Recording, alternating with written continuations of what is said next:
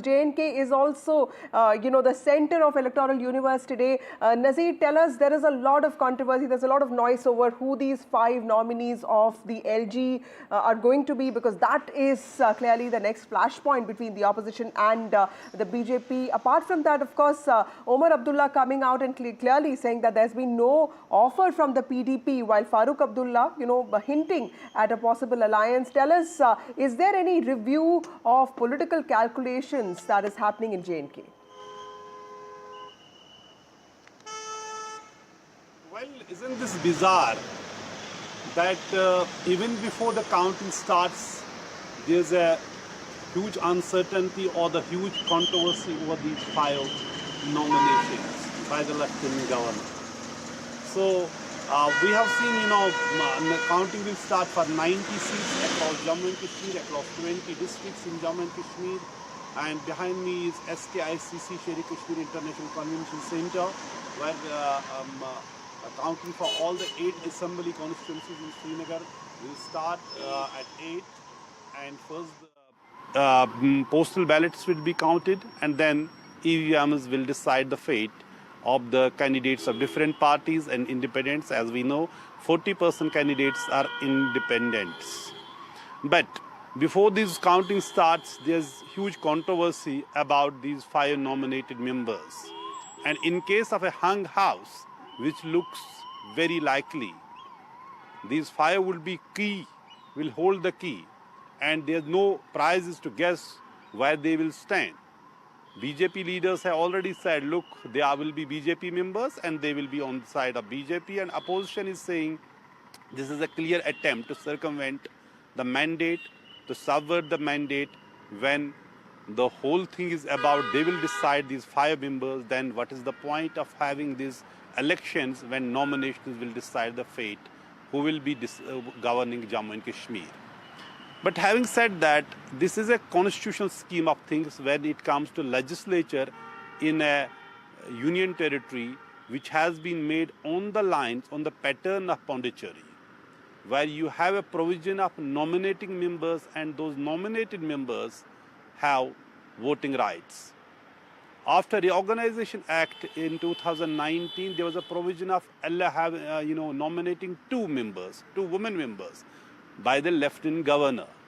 But that was amended last year, and 3 more nominated members were added, 2 from Kashmiri Pandit community and 1 from a refugee from the Pakistan, POJK, Pakistan occupied Jammu and Kashmir. The people who had come here in 47, though they have all the rights of voting extra. So that has become really a huge controversy. But today's counting is a historic in the sense, because first election after abrogation of Article 370, what people will decide. First election after a gap of 10 years. A lot is at stake for political parties who, as the politics was in a suspended animation for long. Jammu and Kashmir has been under the direct central rule for last more than 6 years.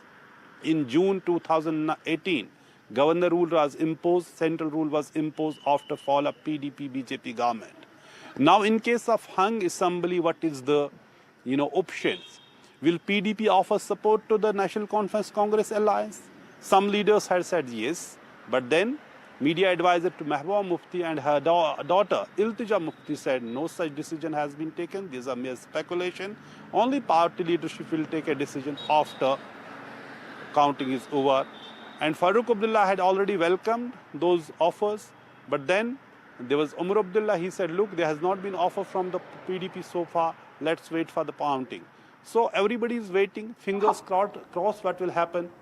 BJP is saying and claiming they will be the single largest party, given the fact they believe that they have performed very well in Jammu region. Why they Nazir, so also tell us a confident little bit about, the most important candidate, the key face, Omar Abdullah. Vedant Omar is contesting from 2 constituencies this time, Budgam and of course Gandarbal. And one is, an Abdullah bastion, because, it is also a place where Sheikh Abdullah contested from. And the other one is known for its for the influence and predominance of Shia voters. So how is Omar, placed in these elections, Nazir? Because 2024 Lok Sabha elections was disappointing for both Mehbooba Mufti and the NC, with both their leaders losing. Yeah, well, these elections are happening after the parliament elections, and we know what was the result of the parliament elections when we see both the leaders and both the former chief ministers lost in the parliament election.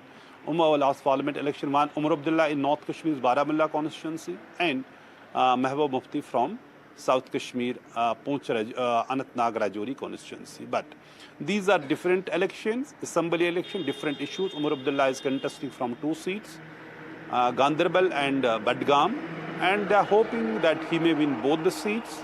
NC is expected to perform better than what is expected, and pollsters have said. But will it emerge the single largest party? That's a big question. Many believe it may cross 30 seats, and that would be the first that any party will do so since 2002 assembly elections, because since 2002, for more than 2 decades, no party had crossed 28 seats. In 2002, NC had won only 28 seats, was the single largest party. In 2008 assembly election, it again won 28 seats. And in 2014, it was the PDP which won 28 seats and BJP won 25 seats. So, will Umar Abdullah win both the seats? Sajjad Lone is another, local leader. Right. He is contesting from Handwara as well as Kupwara. Will he win both seats? He is facing serious challenge in Kupwara, but he is seen as a strong contender in Handwara, his family bastion. There is also Ravinder Raina, BJP president. He is contesting from Navshera in Rajouri. And it is believed that he is facing a very, very tough contest. And opposition is saying he has lost, he may lose. And then there is an important constituency, which is Mata Vaishno Devi Katra constituency. And opposition is saying it may well be the Ayodhya BJP in Jammu and Kashmir, but because independent candidate it is believed, many are talking that Jugal Kishore may win from there. So there are so many important seats, and also important seat is Kulgam, where M.Y. Tarigami, only communist party candidate, and the political stalwart of Jammu and Kashmir, is pitted against Jamaat Islami. Jamaat Islami has made it a huge issue. Look, because they are for the first time coming and contesting elections. They were the party who were boycotting election, but in this election they fielded election. So political parties, be it PDP, National Conference, or Communist Party, because NC and Communist Party, they are in alliance. NC has backed Communist Party leader M.Y. Tarigami, so he's pitted against Jamaat Islami. That is an important seat. Will the communists beat Jamaat Islami here, or Jamaat Islami is going to dislodge communist leader M.Y. Tarigami from his bastion? So there are several other important keys, including Mehboob Mufti's daughter Iltija Mufti. She's contesting from Bijbehara. Will she retain the party's bastion in Bijbehara?